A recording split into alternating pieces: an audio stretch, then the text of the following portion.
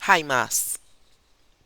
So the sun raining down heat and Heather Joy, finding herself, contrary to every natural instinct and inclination, walking one today, one tomorrow, pour me one on the fringe of a pretty mass band, but dress up in t-shirt and shorts, and not looking forward to the repeat tomorrow.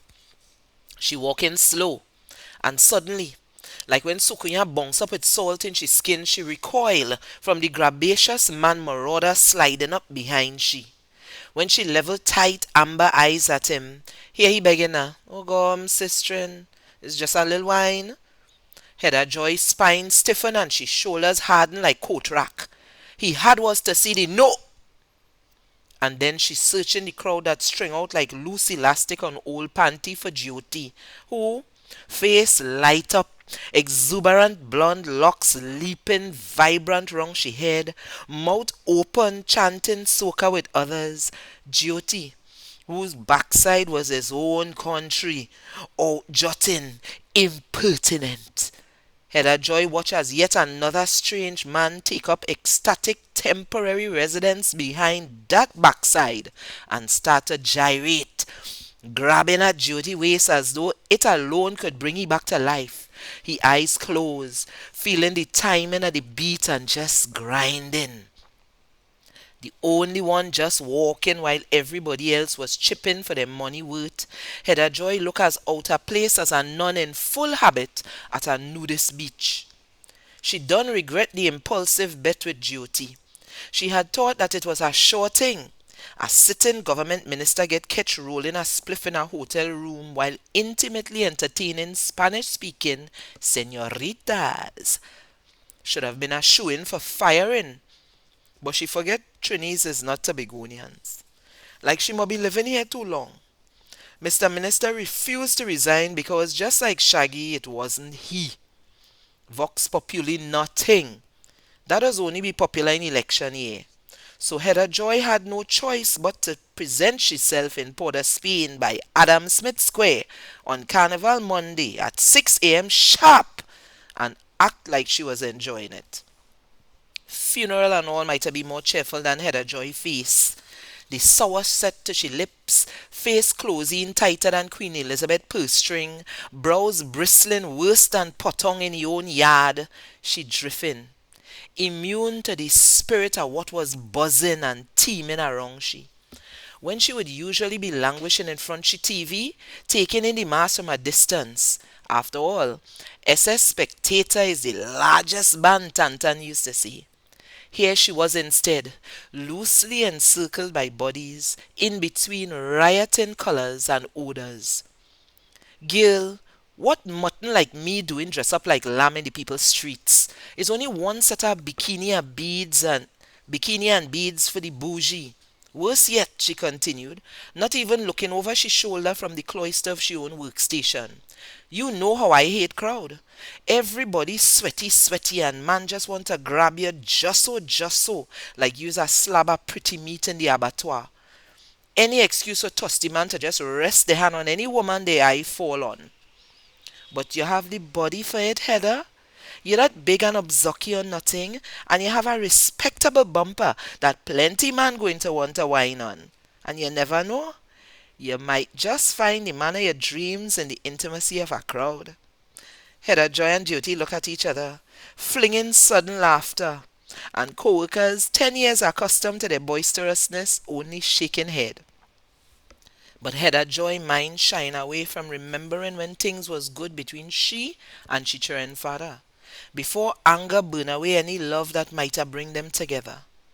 Hedda Joy remember she father carrying she on top his shoulders, making she feel taller than Abyssinia, above the crowds to watch mass in Scarborough, remembering how she used to freight the jab them with the cracking whip, splitting the air, riding like living snake on the hot pitch in Market Square. Worse than the shouted pepper of a fast turning skipping rope in the schoolyard. And Daddy always used to scare she with stories about Abyssinia. But she did love the midnight robber. All his speechifying, challenging and defying death, commanding words, the bigness of he threatening self. And she loved the speech band too.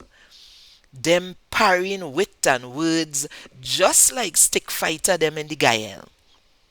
After tree train, Hedda Joy wasn't free to whine in the road, to wear underclothes outside, to forget mommy taught decency. Instead, every year she sit down in front of the TV, quiet, quiet, and wait for Minshall and McFarlane to cross the Savannah stage and take in all the art that the mass makers offering to the people, art that the people wearing.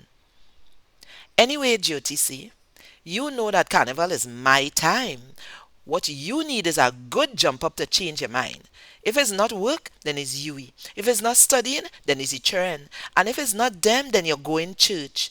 Play a different mass now, girl. You don't have no fun at all. Them churn will get big and you will dry up worse than mouse on glue trap if you don't watch yourself. Free up now, you. So here Hedda Joy is after the farcity and frenzy of all that ritual and preparation. Not just the selection of a costume you're finding passably covering to at least feel less conspicuously naked in public and could afford, in a band that was at least moderately well known, but all the additionals of facial, waxing underarm, bikini line, legs, relaxing and coloring hair, new sneakers that have to buy and break in before Carnival Monday. Monday costume different from Tuesday since the costume them so flimsy now. They don't last a whole 2 days on the road. Plus special tights for Carnival. So Hedda Joy litany long and involved. Sun too hot, costume too skimpy, she drinking only water and Gatorade, drinks not cold enough, the bar run out, belly beginning to grumble, and duty there gallivanting like never see come see, and all the colors thundering in Hedda Joy head. She was thinking that people really need alcohol to dull their senses to jump up whole day in this hot sun, yes? Water alone can't carry this. From early morning downtown on the promenade where the band heading through the first judging point on Broadway and all the way through town up Frederick Street, avoiding Piccadilly Greens because of band congestion, directors say. Half day just to reach here and then halting. Can't go no further. Patiently stand up waiting here before the Savannah stage. Waiting their turn to cross. And right there, crossing through the band was a Jab Molassie, taller than Savannah Pui and spread out like silk cotton. His movements bridled by a long chain, paid out by two of his imps in attendance.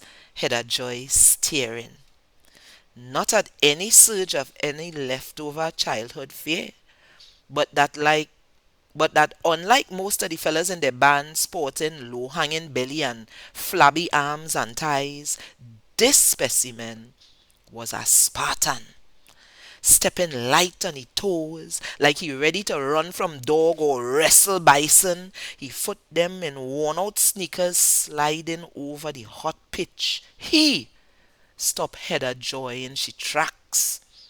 If all men would have looked like he, that would have be pressure.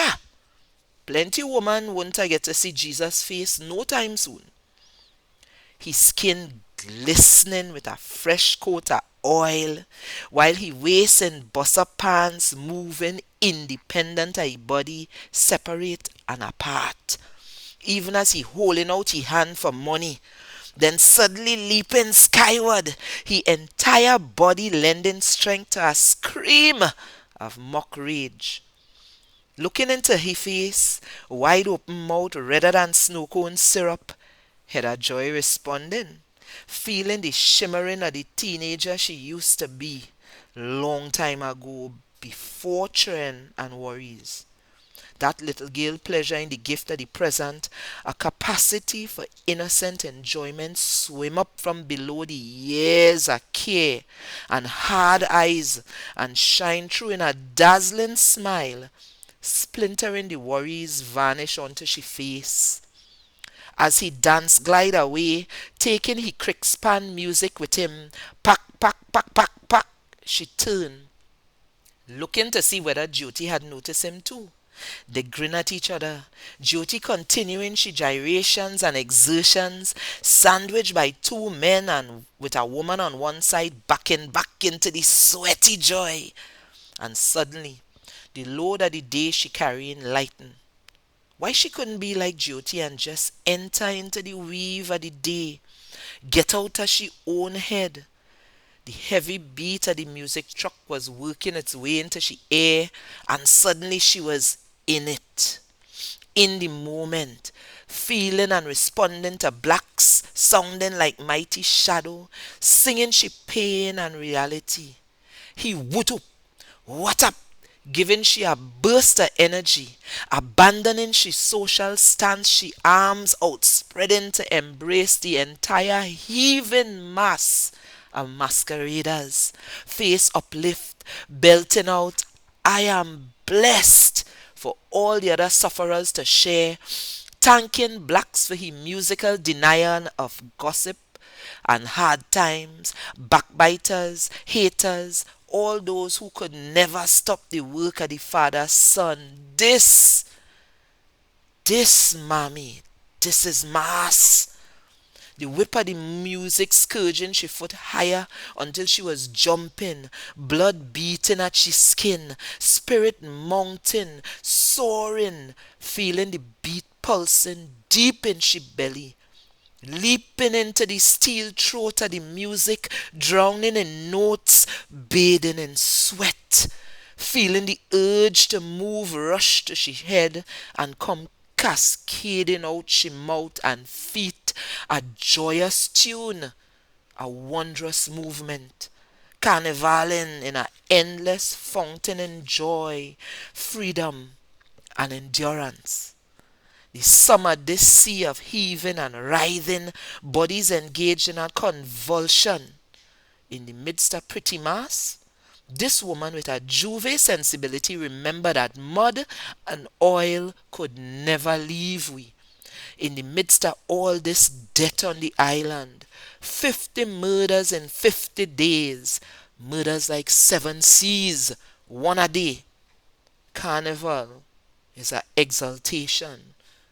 We still here, right there on the apron, waiting to cross the savannah stage, sweating, armpits dank, back arching into the bacchanal as she untiring waistline, not promiscuous like mommy had promised, but glorying in movement, unchained, breathless, the same glory she feeling dancing on the stage for Best Village. These people witnessing together.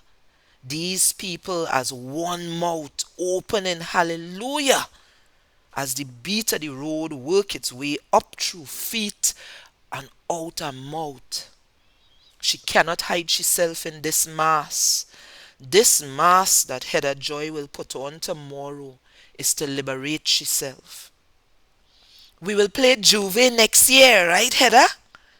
Jyoti let loose, she laughed, and Heather just beaming, skinning and grinning, hands upraised, sweat pouring down she face.